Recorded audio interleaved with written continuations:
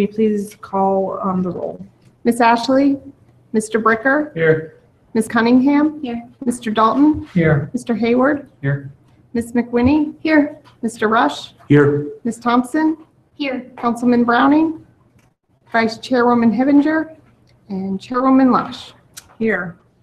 Can I have a motion to excuse Ms. Hettinger, Ms. Ashley, and Councilman Browning? Motion to excuse. Second. Okay, can you take roll, please? Mr. Bricker? Yes. Ms. Cunningham? Dalton? Yes. Ms. Hayward? Yes. Ms. McWinney? Yes. Mr. Rush? Yes. Ms. Thompson? Yes. Chairwoman Lush. Yes. And we have a new member of the board, Gary Hayward. You want to say hi and introduce yourself? Hi, I'm Gary Hayward. Well, thank you for being here. Can I have an approval or a motion to approve the meeting minutes from October 17th? And just as a reminder, as long as you read them, you can approve. And a motion? So moved. Second? Second. Okay, can I have a call roll, please? Mr. Bricker? Yes. Ms. Cunningham? Yes. Mr. Dalton? Yes. Mr. Hayward? Abstain. Ms. McWinney? Yes. Mr. Rush? Yes. Ms. Thompson? Yes. Chairwoman Lush. Yes. Public comments? I don't think we have any public comments, and then we'll move on then to the update from the YMCA.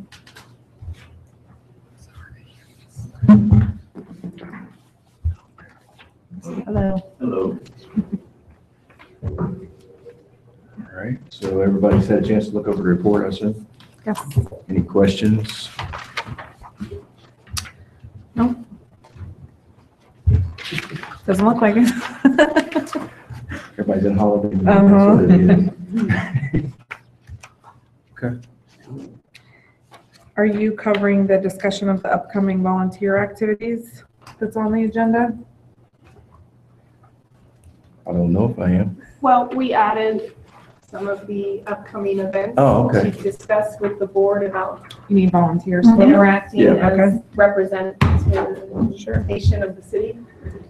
We won't be meeting in December, so that's why we kind of want to discuss it tonight, or tonight. So yeah, each one of those, especially Calls from North Pole, Daddy Daughter Dance, are two big events that we host, that we use a lot of volunteers for, and we would love to have this board be a part of those events especially. If you've never had a chance to experience the Daddy Daughter Dance, that is something you must attend and put on your agenda because it is a wonderful time. Where is it located this year? I thought you moved it. It's at Oakwood. Oh, it is. Yeah. So do you just want us to email Roger if we Yeah. can? All right. If you're interested and can help out, email Roger Hannafin. Or do you He's want over all those events. Can you clarify a date for me? I thought I saw it in the packet. I just wanted to confirm it. January On our 12th? agenda, it says December 10th, but on the paper that we have says December 7th. It's January 12th, isn't it? For the No, Calls from the sorry. North Pole. Calls from the North Pole. My Oh. my apologize. I'm pretty sure it's the 7th. Is it a That may have Thursday? been my error. No, it's okay. I just wanted to confirm which one it was. The It was due flyer on the says, I had, like, sign up the for flyer it. says. The 10th is a Sunday. Yeah, it wouldn't be on the 10th, yeah. So the Thursday night is what it is? Okay. I just wanted to make sure. Because it's usually in conjunction with his team leader meetings, because he'll have those guys helping out as well. And if you, just a side note, we did have our 5-year team leader anniversary last week. So all the team leaders that had started in the program came back, or some of them did. So that program is still pretty strong. So kudos to Roger and his group. Good job they're doing in the community. So yes, if you would like to volunteer for any of these events, please reach out to Roger Hannafin. He can give you more details on times and places where you need to be. And then First Friday events, we usually have a table out here where we're promoting programs and events and just different things. So Roger is over that as well. Hey, Jeremy, one of the things Elaine and I were talking about beforehand was for next year, the events in 2018, since we're not going to, we were going to kind of do a little more of a presentation in January of all the events for 2018 and try to figure out an easy way to make it easy for the board to sign up or something. Is there, like Elaine talked about this Genius? Sign up Genius. Everyone knows that. Yeah. So, Yes. We've got kids, you know. right. Yeah. Yes, Yeah, I exactly. was gonna say, But good maybe pitch. you can talk to Roger a little bit about that. and see Yeah, if because he I think the takes calendar's already been updated place. Okay. for 2018. But if there's something we can do to, kind of make that, streamline that, that would be something that Roger would be Okay. able to handle. And just also for everyone, just a refresher, this is coming out of the discussions we've been having the past several months about needing more representation at them to show that there is a partnership between the city and the Y, and have some representation from the city as well. So as much as we can show up for some of these events, it would be great. Yeah, I mean, I can do the 12th. I have that on I put it on my calendar when I saw the packet, but I think I'll never email Roger. I need to. Any other questions or comments about that? Okay. Are you going to have a table this first Friday? I think so. Yeah, I'll double check and send you an email, but I'm pretty sure we are. We usually, yes, I'm pretty sure we will. But I'll find out for sure. We did a table last month, the Sister City Advisory Board table at the first Friday event. And it was a great way to get, people didn't know really about that board or what they did and their goals, and it was a really good opportunity to get that information out. And we had a lot, well, we also had a big thing of candy there, but, which helps. It helps. But that's something that we were thinking might be. Do you want us to tag team with what the Y is doing at First Friday or something separate? Just so that I understand your expectations. I think we could probably, I don't know, what do you think? I mean, I think it would be better if we did something together. and we might even set up a table right next to him or Right. something, Because I'm thinking, because that would help with the co-branding. Yes. okay. Okay. Right. I guess I'll just talk to Roger because December is probably going to look a little different than any of the other First Fridays just because it's caroling and It's going to be a big event. Christmas. Christmas. And we may want to coordinate then and have one next year that we specifically have for the board, is what you're saying, that we Yeah. say this first Friday, we're going to have the Parks and Rec board there. Or maybe we do it quarterly, like, have a representation, I was just fourth gonna of the say, year. since there's enough of us, we could probably each sign up for one to represent, I don't know. I think we should look too. I mean, winter isn't going to be quite as, maybe. Spring would be a good time. Starting maybe Yeah. March or April, that'd be a good time. Okay. And they start doing them back, closing the roads back down, things Yes. like that. And it's light later. Yeah. What's Roger's email address? rhannafin@ymcacolumbus.org. I think. See, I don't have to type it. Just I know. Get used to that, like phone numbers. Okay, any other comments then? So we will look for a sign-up process for making sure that someone from the board is at as many events as possible, and then look at having maybe in the spring Parks and Rec table at a First Friday. Any other comments or questions for Jeremy? Okay, then thank you, Jeremy. We'll move Guys on have a to- good holiday. You too. To the update of park activities. One of the things we have the quarterly report. We have that out. Hopefully, again, this is still relatively new, so if there is any changes or any other information you'd like to see in there, please let me know and we can update that and get that information in there. But it's mainly just to kind of give you an overview of what's going on this last quarter, obviously, and see where numbers, trends are in recreation activities and where we can get better.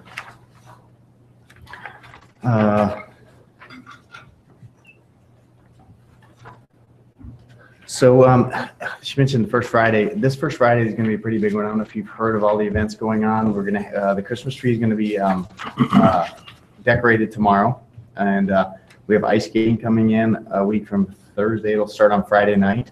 It's called Glaze. I think we talked about it a little bit before. It's a plastic, so we don't have to worry about freezing weather. And you just lay the plastic down. We're working. Main Street has got a donation to bring that in. So it's going to be kind of neat to try this out and see how the community likes it. And if it's something that's popular, we may look at doing it a little bit longer, maybe next year or something. So please check that out. Did it say though, it's starting on First Friday, but it's going to be open every Friday night or something? Nope, Saturday and Sunday. Saturday and Sunday. Okay. Saturday like 12 to 8, I believe, and then Okay. Sunday like 12 to 6. Okay. This starts when? Starts Friday at 5 o'clock. December Yeah, next 1st. Friday. Yeah, Next Friday, For first the Friday. first Friday. There's flyers over there too. I would probably expect quite a few people at this first Friday event. The Coca-Cola truck's going to be there. So reindeers, it's going to be quite the event. So And again, that ice skating rink is going to be at the Willis Courts. Course, okay? Yep. We're going to set it right on the basketball courts. It'll be up a little bit high. And then there's plenty of room inside there that people can gather around the rink itself and kind of watch, because not everyone's going to put on a pair of ice skates, but part of the rental comes with ice skates and sharpener and everything. Main Street's worked to set up all the volunteers for this, so I think we're pretty well set. But we'll see. This should be pretty good, pretty fun. One of the other things I have in front of you is our cost schedule. So one of the things we're doing this year is updating the agreement with the YMCA, and part of that is there's been a cost schedule that has been in this agreement, and I wanted to highlight the items that are changing, and this is something we're going to do on a yearly basis now. Put this cost schedule into our ordinance, the budget that will go through to council next month. So the ones that are highlighted are ones that have kind of changed, and when I say change, sometimes like the pumpkin run and walk, that used to just be the pumpkin, or it used to be trunk or treat, and then now it's been combined into the pumpkin run. So that's one of the reasons it's changed a little bit. So, and then some of the others, the prices that have changed is really $5 is the biggest difference. I think like youth golf lessons, and those actually haven't changed since when they've changed, I think like $5 there.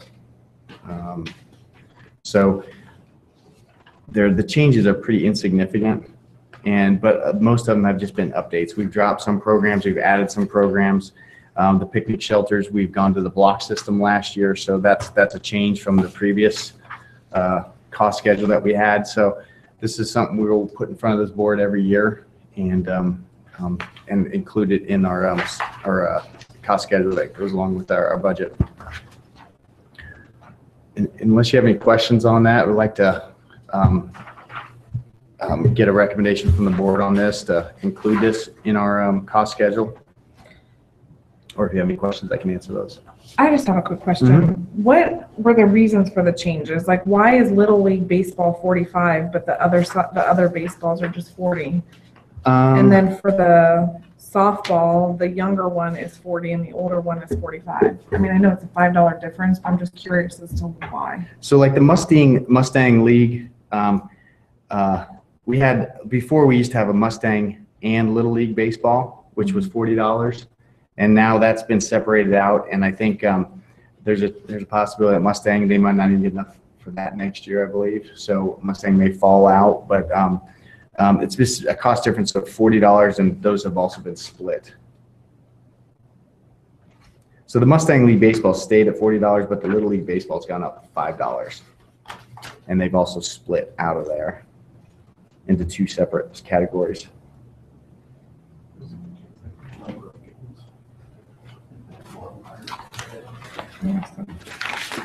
Now, does that make sense? Yeah, I mean, I don't know that answers why. I mean, I know it's $5. It's not a big deal. I was just curious when you're looking at it, why the Little League is $5 more than any of the others. Oh, that portion of it, yeah. I think it's just because the Mustang League baseball has fallen off so much. A lot of kids going to travel, and they don't have as many participants in that, and they kind of reluctant to raise the cost of that just to cover there. So, And who set these prices on the Y or who? yeah, we work with the Y on those, and actually, I guess you're kind of setting them tonight if we make a recommendation for this, but we've kind of worked with the Y, and this is basically that cover their costs into these programs. Okay. And I think you can see in that quarterly report, I don't know if it's in this one, that it shows the revenue and on that Little League baseball. So the prices are probably set based on like How many what he kids was are saying, in playing. terms of how many kids. How many and games they play. Games they have and umpires and all that stuff. Okay. Correct.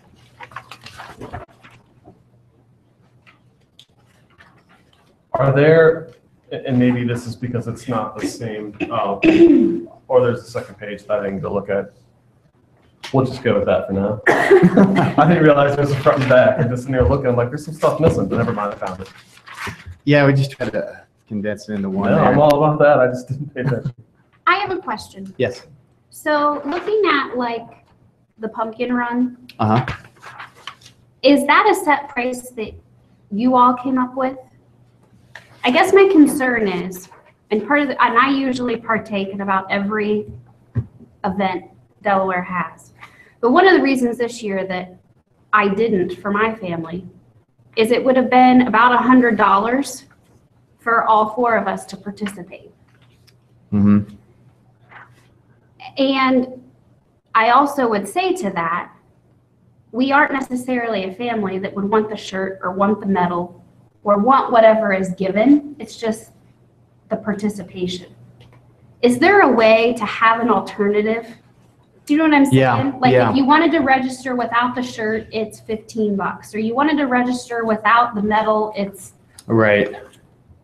and I think about myself as well as a lot of other folks. I think that cost is too high.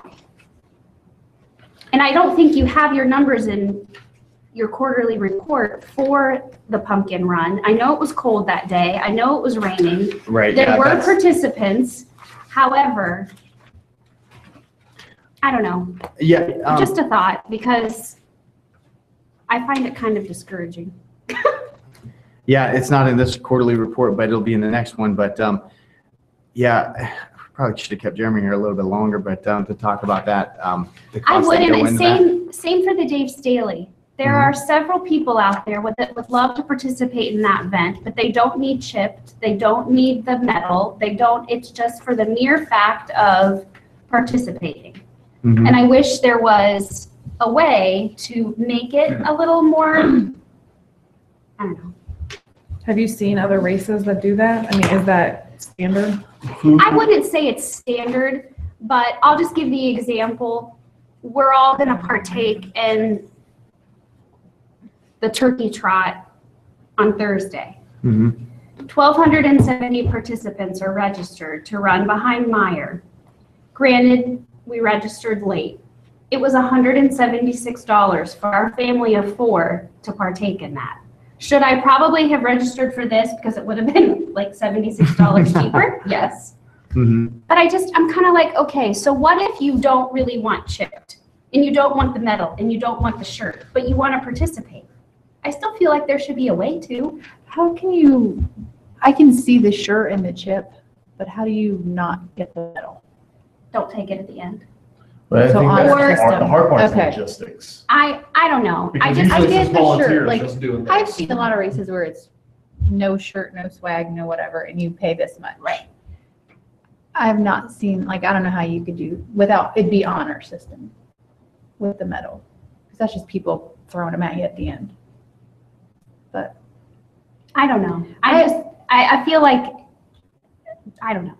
there are race series that are,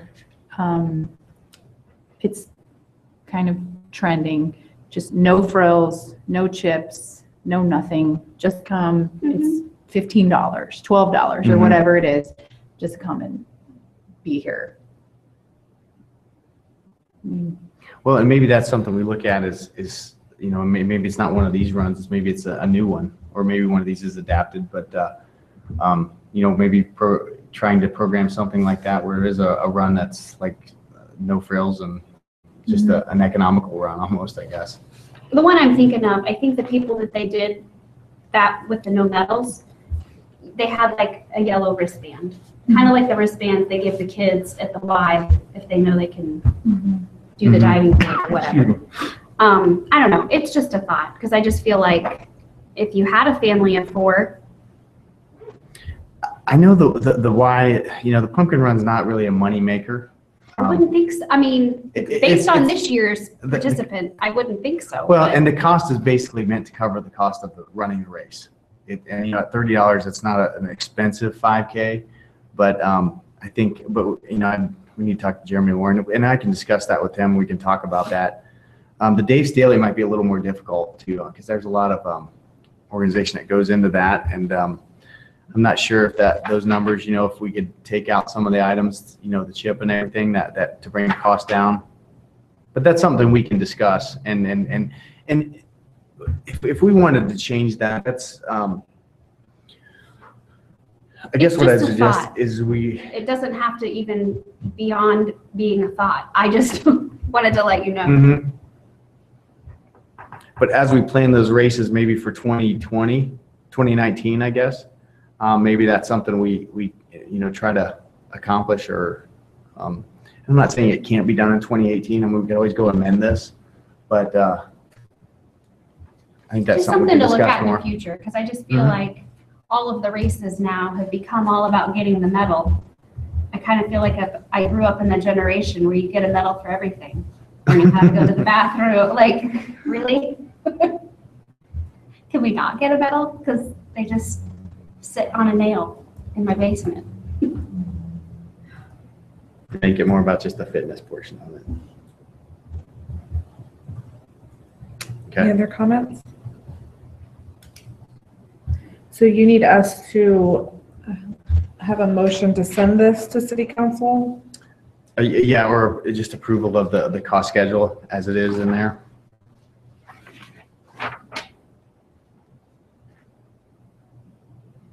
And those picnic shelters you just blocked them out, but they're the prices we already looked at, right? Yeah, we already approved that, but it's changed since the last cost schedule that we have, and mainly just because we went to the block system. Yeah. You know, while you're on Allison, you can see in the report, I think that was a pretty effective going to that block schedule because we got a lot more rentals. Yeah. You know, we didn't really make a lot more money, but we got a lot more rentals available to the public. So I think that was worthwhile.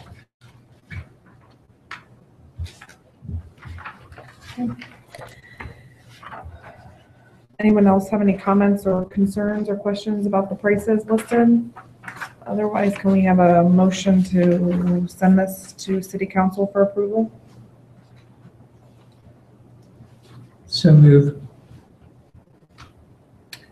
Second, Second. can you take the roll, please? Mr. Bricker, Yes. Ms. Cunningham, Yes. Mr. Dalton, Yes. Mr. Hayward, Yes.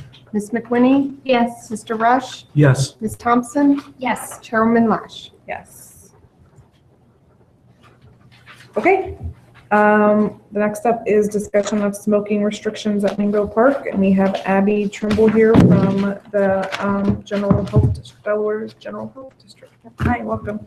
Thank you. It's a mouthful.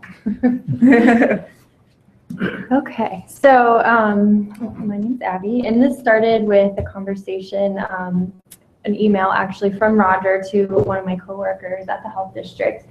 And he had received several complaints from his staff that other folks, adults, were complaining about smoking around the T-ball fields at Mingo. And so she passed it on to me, and Ted and I talked, so that's why I'm here. So I emailed with Roger again just to kind of get a better idea of what they had in mind. He shared with me that there are 6 ball fields at Mingo Park, and I printed a Google map so I could see. I've been there for soccer, but I didn't remember 6 fields. And his suggestion, and he spoke with some of his sports employees. And his suggestion was to have a sign at each of the backstops. That was, they just posted on the fence or whatever. But I guess that's why I'm here, to see what your guys' thoughts are. I know there's tobacco signs around the playgrounds at all the parks, and I know the Tobacco Coalition, which I'm also a part of, has come and spoke to this group about smoking restrictions around, especially where kids are playing. And I think that was the biggest point they're trying to make here. Obviously, parents are complaining. There's smoking around, crowds of folks gathering around these t-ball fields and things like that. So I don't know what your thoughts are. So I'm just here to bring this to you guys. Yeah, I don't know. Would they be those, would they just say no smoking? Or are they the ones, I love the ones that are in the parks that are say kids Yeah. play here. So this is the one that's it's Yeah. at the field right now. Yes. Um, I think that's a second. Young lungs at play. So that's what is right there now. So if you wanted to be consistent with that. We've also done something a little different in the village of Ashley at their playground park. So it says healthy lungs at play. It's a little different. I don't know, but I don't know if you want to change it because, those are just the designs that we've come up with at the health district in the past. So the thought is to put them only on the backstops? That's what Roger was suggesting. I want to hear your thoughts. So in my experience, this drives me crazy. Yeah. And I am all for I would love to just ban smoking at all the parks. Probably wouldn't be the most popular person, but Wouldn't be the first. I think that the signs, where I see people smoking at the T-ball games, and we've been in T-ball for a few years now, are they have their little bench, there's a fence, and then the parents sit behind them, and that's where the parents smoke. Okay. And so in my opinion, in my experience, I would put them on the fence that separates the bench from the field as well, because most people don't go behind the dugout. Like the backstop or whatever. Yes, they don't go behind, the backstop. They're where the fences are behind their kids. So I think those would get the most visibility. Do we have a policy at our parks, a no smoking policy? We do not. We do not. The problem with the no smoking policy is the enforcement of it. Right, but I'm assuming other communities have the same kind of issue, and I'm assuming that there are, I'm guessing it's becoming more popular that community parks would have no smoking policies. Is that Yeah, Is that accurate? There's been a few parks. that have Yeah, adopted that. Sunbury, all their parks are tobacco free, so that's the closest. And how, what It's one of those things, you're not gonna be able to Yeah. totally enforce it. It's meant to enforce itself, so it's kind of that social pressure. So if you have the sign, I think for some people, having the signage gives them a voice. So, if there is smoking, be like, hey, look, excuse me. I mean, not everybody feels comfortable doing that. I don't feel comfortable always doing that.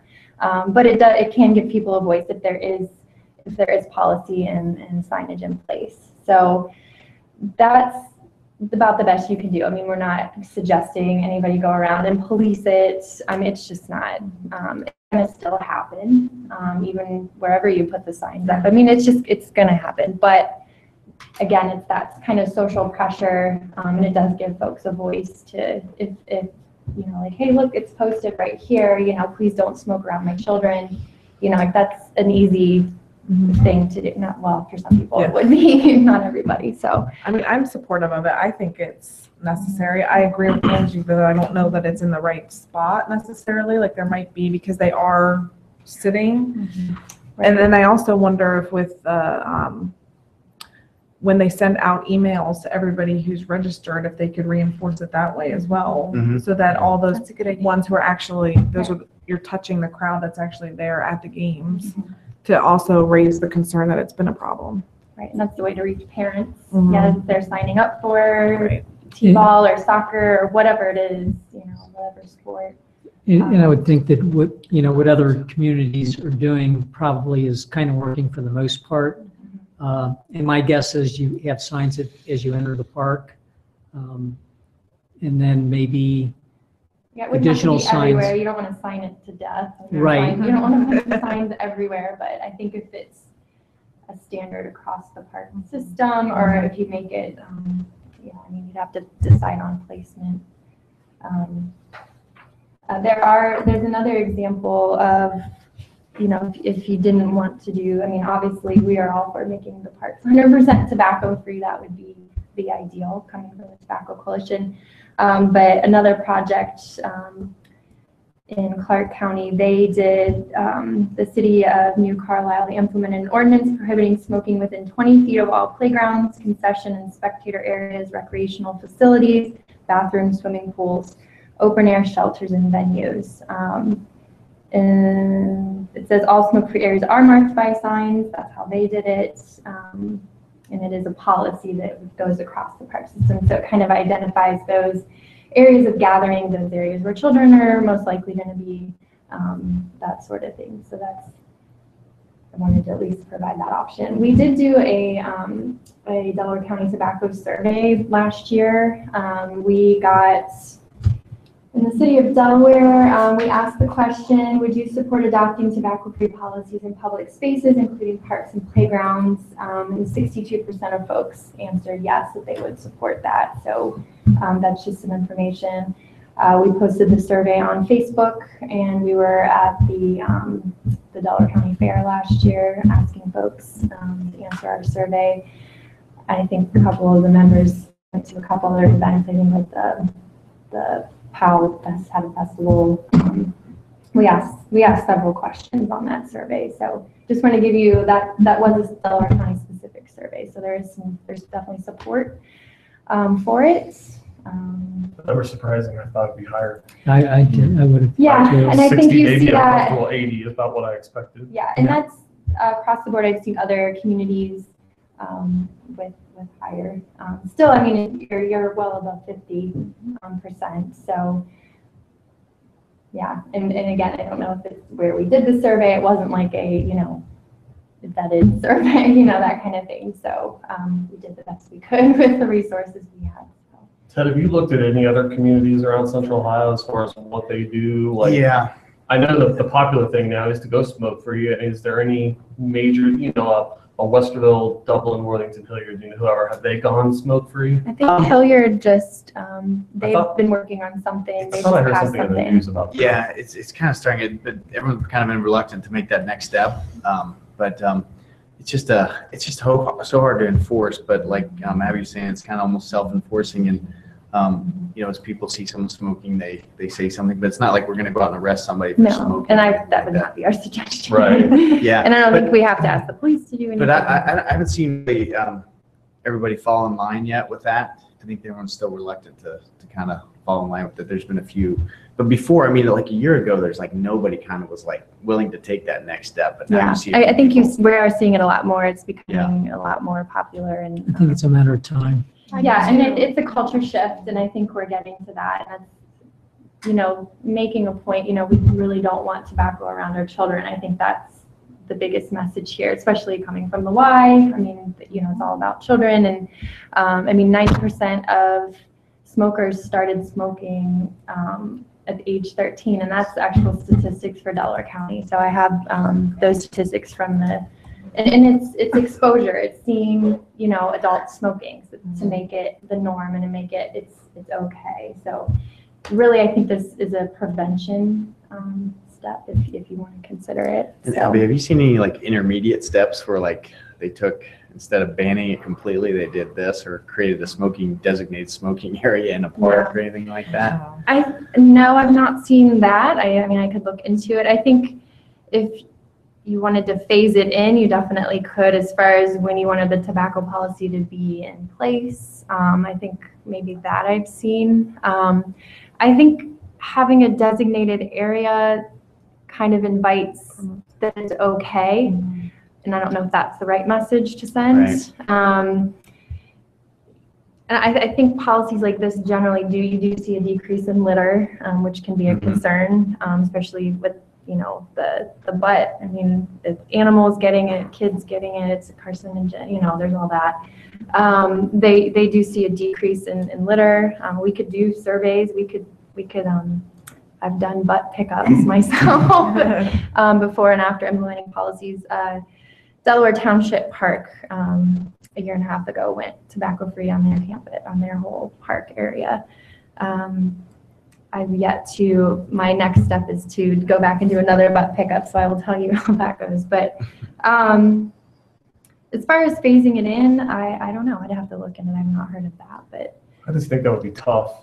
I mean, just, it's kind I of mean, tell people, hey, in 6 months you can't smoke. Well, what's the difference between, does that mean we're gonna start, stop smoking now so that I'm ready for it? Or, And I the think, Clark County, I think is an okay idea, but I think there's too much vagueness there. Like, right. within 20 feet of spectator seating. Well, Yeah. define spectator seating, because if I place my chair here, now I'm a spectator. So I did a quick search online about Ohio Parks and Recreation and smoking, and the biggest thing that came up that answers that question is they did Young Lungs at Play signs, and then like 4 events, they did A-frame signs that they put out during youth events that said, like Young Lungs at Play, and it had a picture of like a little boy throwing a baseball, and it said no smoking beyond this point. So it defined that perimeter, which might be something to consider. We don't want to oversign, but at specific events to prevent those people from sitting right there. Or just a Kind of reminder when you barrier. have a tobacco policy Yeah. and when there's a It's lot of definitely a people. big deal, though. It's all over the place. And yes, Hilliard just went smoke-free on like a week ago. Yeah, I would say, I I think saw that, I just saw that as well. and I would think that a designated area almost defeats the purpose. People go to the I agree. ballpark to watch their kids play baseball, and so that's,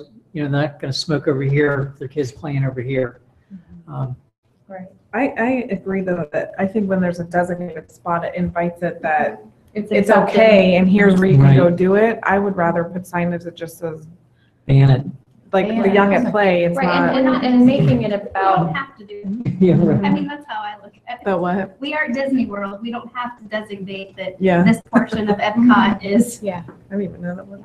and bringing it back This to is the the- kids and focusing on that youth. I mean, I think it's, most adults don't, they're gonna respect that and not want to smoke around children. But I agree, whatever we decide, and again, I am all for just banning it all the way. The sign can make it a much more comfortable conversation. You can point it out, you can say, oh, hey, you might not have heard, but, and then you're taking the pressure off of yourself. And you're putting it on a sign, right? Or a policy. Right.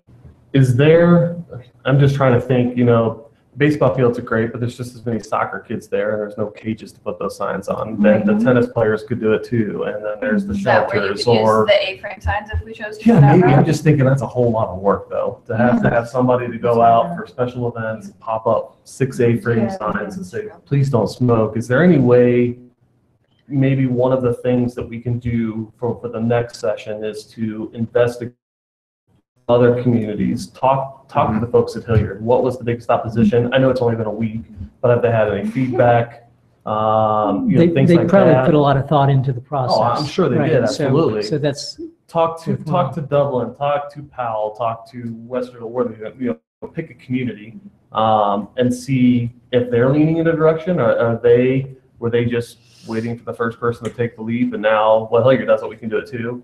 No one wants to be the trendsetter, so to speak, but everyone seems to fall in line once the first person does. But, take a look at that and, come back with some suggestions of, we can look at the A-frame signs. It's a great idea, but logistically, it's going to be a pain in the rear end for the Parks Department to have to put up and take down the signs and things like that. Or is it just, a better community thing just to say, you know what, we're going to go smoke-free as well. We're here about Delaware's, a healthy Delaware, and that's the best way to go. Controversial, yeah, but is it really controversial to say, hey, you're going to be here for an hour, don't smoke? I didn't think so. In a Until park? you said only 62% supported it, and that's what kind of made me a little leery on that. I feel like you are here in Delaware. Since we were a part of a travel soccer team this year, I was gonna say, what is your suggestion for the soccer fields? Because that's what affected us. I totally get baseball, softball, but yeah, I mean, I will tell you, of all the places we traveled, right here at Mingo was the smokiest. Yeah, And it saddens me, it is terrible. but it's true. Then it rains and everyone runs under the shelter and people are smoking under the shelter. It's disgusting. Like, I'm sorry, but I don't want to smell your nasty cigarettes. Yeah, right. And it's not only about kids, it's about adults too. I mean, I have asthma. I don't need to breathe your nasty smoke. Right. I mean, Obviously, the easiest thing would be to have a policy and have a sign out front and make it smoke-free. I agree. That eliminates all the headaches and everything. But I think it's worthwhile, like Josh said, to see what other communities did or Mhm. planning on doing and the thought process they put into it. I can work with Abby and we can kind of look at some best practices and see what other communities are doing, or, how far along they are, and just see how that process working for them. It's, it's a topic that's going to keep coming up, Right. after year. And I can see a lot of controversy. I think we're all in agreement in this room, but I can see a lot of controversy if this policy was put out there. So it sounds like, though, we need to have a further discussion about going completely smoke-free, but in the short term, to solve the issue that we're having and to kind of start our steps there, can we add these to the baseball fields and then start asking the why to start giving friendly reminders about that as people are Yeah. signing up and those emails are going out? I don't see any problem with that. We can, as part of the especially as baseball will be kind of starting, signups will be starting up before too much longer, and and even soccer, just trying to get that information out to the public and to the parents that sign up. But then meanwhile, like Josh said, we can come back in January and kind of get some, just kind of some comparisons, see what other communities are doing and how they're going about it. Yeah, it just sounds like there's an immediate need just from everyone's experience. And then if Roger's reaching out about it, I think it would be beneficial to take from parents. So Yeah, am I. that- Yes, I have too. Well, I to guess take my a thought- small step as we move towards a Before we're smoke-free. jumping to signs, though, because signs are definitely going to cost money Mhm. to do everything. Nothing's going to happen between now and March. Right. So if we Got a wait little bit of to time. act on anything until we speak again in January, to kind of go over what you've learned and maybe make recommendations by then, at least we're not jumping to one thing only to change our minds in a month and a half. And if I saw one of those signs, I would assume that there's a no smoking policy, even though there isn't a no smoking Yes. policy. And then you have someone saying there's a no smoking policy, and that person says there isn't one. And, I Yeah, don't- and these I don't- are in parks already in Delaware. These kind of signs That's, are. those signs are in all of our parks. This Okay. is just adding them around the baseball field. Okay. So it's not implementing new signs that aren't already in the community. It's just having them in a designated spot because of the issue with baseball. Okay. They're freestanding signs that surround the play Okay. structures. Is there any communication on forms that the parents have to sign their kids up for soccer or baseball about non-smoking in the baseball area? Or, I mean, that could. is the Y in charge of making up those sign-in forms, or? Yeah, and I think that's probably, we can kind of look into that and see if we can add some language to try to, at least make people aware of the inconvenience smoking does cause to some people and be considerate. So, I mean, it doesn't have to be a policy, I don't think, to No. add something like that. Like, I mean, just for people to be aware that it's becoming an issue. And I'm just reading this article, Grove City, and you probably know more about this than any of us, Abby. They did a lot of their signs through a grant. Well, and so as the health district, we might be able to offer some support, or I can at least try to find funding myself through other means. So that could be a partnership. I can't promise, depending on what decisions are made and if it is something to roll out throughout the park system. We could talk about that and see what we come up with. So to help put off the cost for what that would look like. This went for a lot of Franklin County. Wow, sorry. I'm just reading this article that a lot of Franklin County just adopted this whole no smoking. in I the think parks. you're seeing it more in public spaces. Yeah. I mean, Ohio passed the indoor air law. I mean, there's still states that don't even have that, which is shocking to me every time I visit one. But I think this is definitely the next step.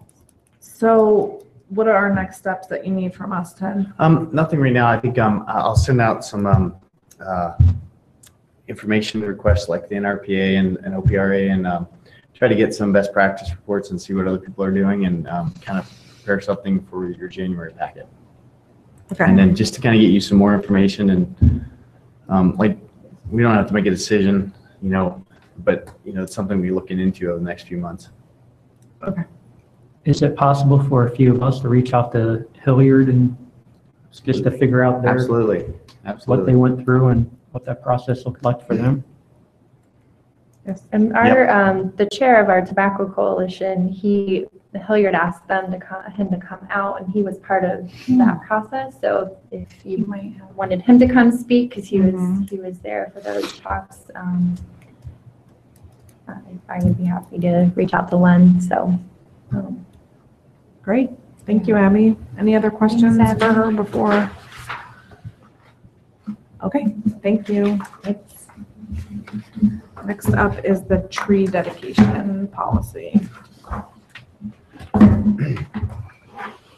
Okay, so we talked about this briefly at our last board meeting, and so what I wanted to do is kind of get a policy recommendation or something out in front of you. This is what it would kind of look like. So we kind of went down the path of the I was looking at Mingo, and I think there's some spots at Mingo inside the recreation center where we can utilize a tree of life, something like that, where the dedication plaque could actually be posted in a public space, and then we could also designate where some of the parks where some of these trees could be, but we just don't. And I've seen a lot of like Metro Parks and Columbus Recreation. They've kind of gotten away from putting plaques in all their parks and everywhere because it is, over time, it can be very consuming and hard to keep up with. So having a consolidated place where we keep these, but also, I mean, when people donate a tree, it should be more for the public health and safety of that park and that regard. And that's what I tried to explain in this pamphlet a little bit. It's more of a, but it still allows people to have that legacy and that plaque itself. So I kind of wanted to get your thoughts on this and see what your thinking was, and if we should move forward with something like this or if we want to go in a different direction. I like that idea of having the one spot with the plaques, and then, but we had talked before, and I wasn't 100% sure that with the person who's buying the tree for the dedication still have an idea of where the tree is? Yep. Okay. Yep. We'll include a map where that tree is, and then also the species and we'll also like guarantee it for a year. That's as far as we want to kind of take the guarantee. And now, if that tree died after 3 years, more than likely we'd replace that tree and keep that spirit of that tree alive. So, but we kind of want to put a timeline on it a little bit also. And I'm sorry, where at Mingo did you say would be? There's some wall space inside the facility that's always open to the public. That's the hardest part of finding a spot. We don't really have a really good spot that is that we could display this tree of life. Like typically a lot of places, a lot of nature centers or something, where at each park that as you go to that park, here's this indoor facility. We don't have that at every park, right? So having that one spot at Mingo would probably work. We have some wall space in there where we could put a tree of life to make it public display. And can they choose like something that they want engraved on it, or is it just standard? Yeah, we limit the characters. Okay. And it's like 3 lines of characters, or 3 lines with 18 characters per line. And then also included the bench program in this also, because it's kind of combine them into one, and also get some standards on that also.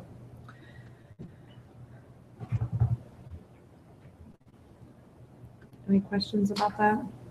Would you be implementing, how far back would you go from, like, what are the We kind of references? go from this point forward. Okay, so you wouldn't put anyone that Yeah, I don't think we'll make any of them proactive or retroactive? yeah, retroactive, and I think we'll just kind of move forward at this point with this policy in place.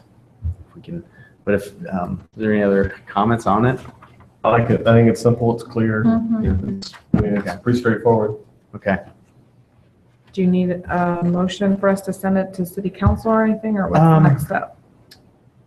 You know, I think we'll take it to Shade Tree next month also. And then we get everything finalized, and then maybe we'll adopt it in January if we don't have any other additional comments. And I would probably want to get it to staff also, some other additional staff people, and see any comments. Okay, any other questions about the trees? Then we'll move on to pickleball.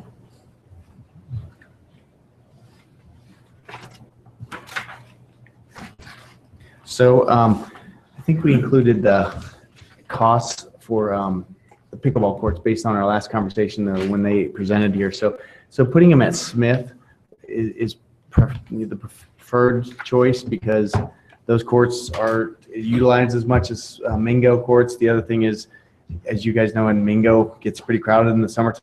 We fill up that parking lot. So we want to really add any programming out there.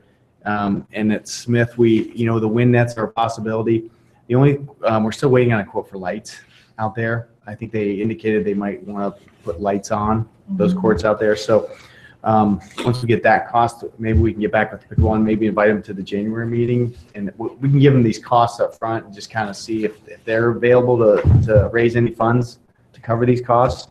But I think it's something we could definitely do out at Smith Park. And I think that'd be a good use out there actually too. Do you have any funds that can be moved towards it? I don't know what your plan looks yeah, like. And possibly. what available funds are. Is it something, would it be smart to do it in increments as far as, I'm assuming lighting you're anticipating being a rather expensive cost? Yes, that's probably Probably almost as much as the total cost is right now. Probably, Not not more. Right. So, is it something where you say, okay, this year we can do everything but the lighting, but that gets you, these courts, that gets you out there and playing, and, we'll work on lighting for 2019 or, Yeah. whenever we can. Where it's fit that based in. or something, yes. Yeah, I think so. And, once we get these total costs and I can see if there is any, I'm not sure which funds are available, but there may be some, but we'd have to budget that. And it's not something we can do right away. And, as we're just finishing up budget right now, it may be a little bit further out. So then maybe they can, maybe we do some small steps and phase this out a little bit more. But I think it's definitely something we can work with the group on. So maybe we invite them back to our January meeting and see about moving that forward. The other thing is, I need to talk to Jeremy a little bit more too. I think, they talked about in the YMCA, if we can get lines in there too, we need to talk about that a little bit more with them and see if they can have some indoor options also. His notes actually said they just bought 2 new nets, if I remember right, for pickleball. Yeah, one of the things they brought up was the lines in there, and I talked to some other communities, and I think that I just need to talk to the YMCA a little bit more about that, about putting lines in their courts, and if that's an option. I would definitely get them on the same page because they sound a little frustrated with the why. Yeah, exactly. Was this still a option of resurfacing the blue limestone pickleball courts as Don mentioned last month, or? That's always an option, but I don't think they're going to gain as much there because we can put we can get 6 courts out at Smith. Right. Versus the 2 courts out at and probably not spend a lot more money. So, I think we'd keep those courts out there because they're still utilized out at Blue Limestone as they are, but also offer them the additional option of the Smith courts. I think I like the quantity. Yeah, Having 16 courts. yeah, and I think we'll utilize those courts out at Smith more, whether they be for tennis or pickleball, but because they don't get used that much for tennis. How does it work, for instance, this weekend with the storm and damage at Blue Line? Because I could tell when I was by there today, they are. So how, do you know what I mean? They are Like what? They don't look like they did last week when there wasn't a bunch of water standing on them for, Well, I think the courts were up out of the water, weren't they? Because they're elevated and the water comes out around, it basically surrounds those courts because it's well, the elevated. whole, pretty much. whole area was underwater because it went all the way back to like the other side of the park. Right, right. Like all of that was underwater when I was down there Saturday mid-morning. Okay. Because usually the courts stay dry because they're raised and like this year, they should have stayed dry because the restroom stayed dry. And we have a restroom that's the same level as the courts. It looked pretty wet. Yeah, and it floods on both sides of the courts because the floodplain area, you know, kind of, it's changed and it's kind of goes out and around there. But, you know, and moving forward, Blue Limestone is basically going to be a floodable park is what it's going to be with the more increase in storm intensities. So that's just something we're going to have to deal with. I think we're going to look at, you know, some type of different playground border, but the basketball or the pickleball courts are usually up high enough that they stay out of the water.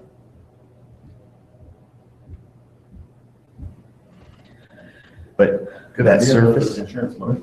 Well, I just, that surface is not meant to be underwater though. that's what I thought. Mhm. And I don't know a whole lot, but that's what I thought. Right. Yeah, because the water, like if you came down from William Street Mm-hmm. and you went ahead 500 feet, that was where the water started. Mm-hmm. But I Yeah. think it comes from two Yeah, it's got, Yeah, it places. does. yeah, And It does. yeah, I've basically seen it. surrounds the court is what Yeah. it does. But yeah, in order to have that court surface, it needs to be, it's basically a sealant that goes on top of that court That's surface, what I but you have to thought. put that on regularly, like, I mean, yearly. And if you expect these courts to be underwater at any time during the year, but, because we looked at those basketball courts, you know, out at Blue Limestone, and when we went to the sport court surface, you know, they're not going to guarantee that court if it's underwater, so we had to look at raising those, so that's kind of expensive. So putting that court surface on there in an area that is going to be flood prone is not a wise investment.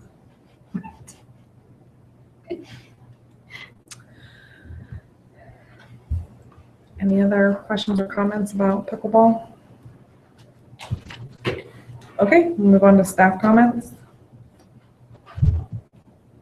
Anything else?